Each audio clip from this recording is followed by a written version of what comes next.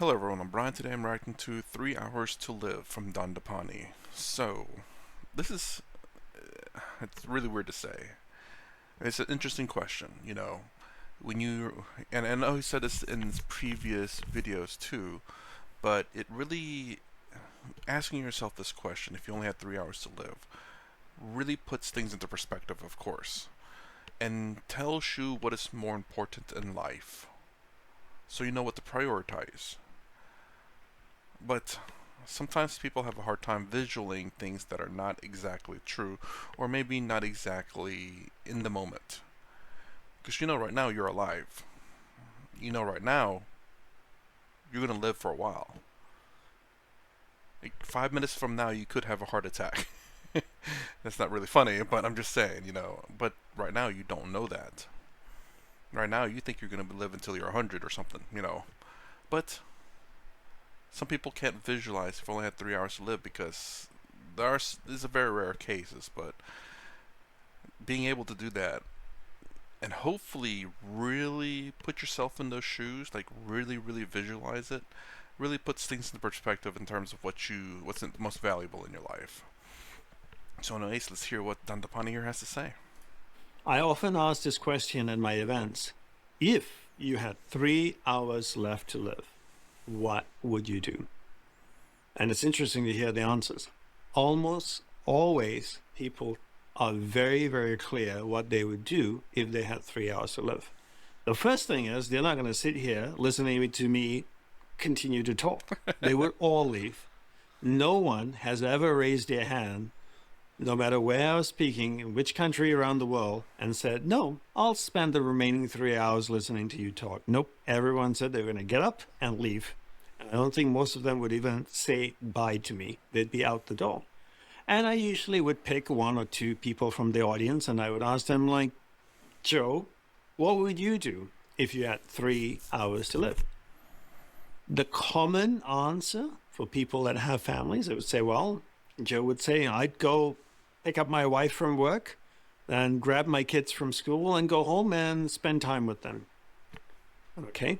Then I would ask Joe, if you were passing by your favorite store that had a big red sign outside that said 90% off, everything must go, would you swing by Nope. and pick up something from your favorite store?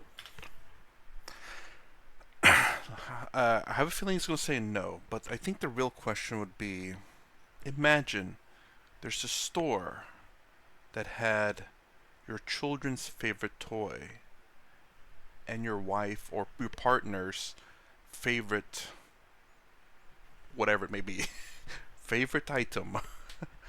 It's a 90% off. Would you stop by there? So, this goes into, I guess that maybe that's not really too much of a trick question because obviously it doesn't matter that it has your favorite stuff in it. But I guess it's more along the lines, would you stop by there real quick to lose time with your family to pick them up something that perhaps you'll say, since this is my last few hours, here's something, the last thing I will gift you in a sense. It's a goodbye present. And I guess that's not really a trick question, but it would be kind of hard though. Would it be? Would you waste some amount of minutes of your 3 hours left on this earth to go get them something, their favorite toy, their favorite item, whatever it may be? Say you have 3 hours to live. Would you donate 1 hour of that to pick them up something, whatever their favorite item at the time is, and then only have 2 hours to spend with them, as opposed to three? Maybe that's a good question. I don't know. Let me know. I mean, would I? I probably would. Because it's something that they'll forever remember me by. Don't get me wrong, like, you'll always remember the time you spent with them. But kind of a last item kind of deal, I think will be very impactful as well. It's something that they know that this is the last thing they've given you kind of deal. I don't know. I'm not sure. Joe would go at 3 hours to live? Absolutely not. Then I asked Joe, would you swing by Starbucks to pick up one last cinnamon almond milk latte and stand in line for about 20 minutes? He goes, absolutely not going to do that. I'll skip the latte. What if someone you didn't like was calling you? Would you pick up the phone and talk to them? Didn't The like. answer says, well, nope, wouldn't do that. So when I tell Joe that he has 3 hours to live, all of a sudden he becomes really, really clear who and what is important in his life. When I shrink his time, his clarity of focus increases exponentially. If I said to Joe, you have 50 years to live, would you stay for the rest of my workshop? The answer always is yes. I've never had anyone anywhere in the world I've spoken to when I've asked them, if you had 50 years to live, would you leave this workshop? No one's put up their hand. Every single one of them would stay. As I reduced the time and I said, yeah, what about if you had 10 years to live, would you leave? Few hands go up. What if you had 1 year to live? Would you leave? More hands go up. And by the time I get down to 3 hours, the room is empty. Everyone's gone. So what's it saying? When you shrink time, you increase the clarity. When you tell someone they only have a few hours to live, what it does is it pushes to the surface who and what is important in their life. When you tell someone they only have this much time to live, like 3 hours to live, it brings to the surface of their mind who is important in their life, what is important in their life. It also brings to the forefront of their mind who is not important in their life and what is not important in their life. What that does is all of a sudden it tells you very, very clearly what are the priorities in your life. I'll say this, a little bit of a kind of a trick thing here, and a little bit of an issue with his, what he's presenting. It's so, for example, I guess with the same statement about you have, jeez, you have 3 hours to live, and then he says your boss calls you, says he has overtime and he'll pay you $1 million. Would you stop, work those 2 hours and 30 minutes, and by the time you get back, you only have maybe 5 minutes with your family? Well, you say it figures out what's more important in your life. Like, well, so you're saying a job is not important in your life, family is. That's not necessarily wrong, but that's only because you have 3 hours to live. So we have to kind of, in my opinion, kind of put things into certain kind of context. The 3 hours to live is very much what you need, what is extremely important in your life. Job is important and needed because you need that to live in life.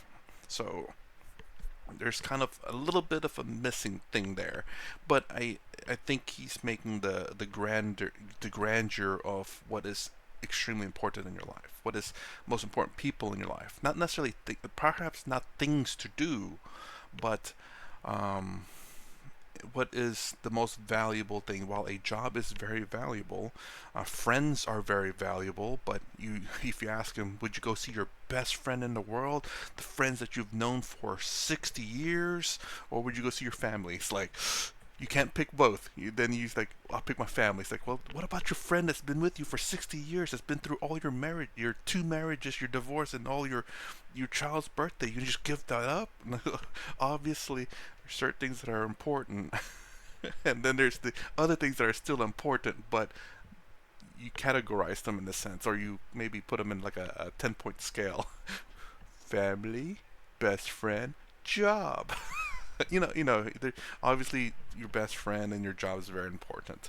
It's not to say that they're not important, but you kind of know exactly what's very important. I think I'm just repeating myself here. How do you get orange juice? Very easy. Squeeze the orange. How do you figure out your priorities in life? You squeeze time. You squeeze time, your priorities come to the surface. And once your priorities come to the surface, now you know what you should be focusing on. All of a sudden, you become really clear who and what's important in your life. Take those priorities that have come to your surface of your mind, or the forefront of your mind, take those priorities and insert it into your existing life. Start incorporating them into your daily routines, making them a greater part of your life. Because if you were faced with death, that's what you would focus on. So why wait till death is knocking on your door before you start focusing on those things? Start focusing on them now. Adjust your life to your priorities. So yeah. Now, mind you, job like this, like he's saying here, is the fact that like, well, if job costs, it's like, oh, this is job. Click. You know. Yes, your family is highly important. It's a little bit of a balance. I just hope that people that hears him out are like, well, I guess I'll just quit my job today then. It's like, I don't think they're doing that, but there are some that might take it a bit of extreme, or don't think their job is a priority. It is. It's not the most important thing, but it is a priority in life. It's what you need to support yourself and your family. The family that you care so much about, they need you to have a job so you can support them. Maybe put your kids through college or something like that. You know, maybe if you have 3 hours to live, maybe the first thing you do is not necessarily go to your family. Maybe it's setting up what I'm gonna like. You maybe didn't have your life insurance set, or it's like, I need to write all this legal stuff down to ensure that everything that I own and that I have goes to my family. Even though I may not spend as much time, but if I die and I don't do this, who's going to take all this stuff? Just in case there's some kind of legal thing going on. You want to make sure all your legal matters are taken care of. That might have to take priority an hour away from your family, but that's to ensure a smooth transition, that once you do pass away, that your family's well taken care of and there's no confusion on anything. Again, things that has to be set up in time. Things that may not be thought about, until your last few years of your life. People who when they get older, they start to realize, okay, it's about that time for me to set up certain things. So I don't know. I'm being stupid. That's all it is. But I mean, I hope I hope I come off somewhat clear, because I know I've been babbling a lot. But yes, you know what exactly is your priorities in life, but don't mean that everything else in your life is completely, utterly secondary and useless. Job matters, your friends matter, your extended family matters.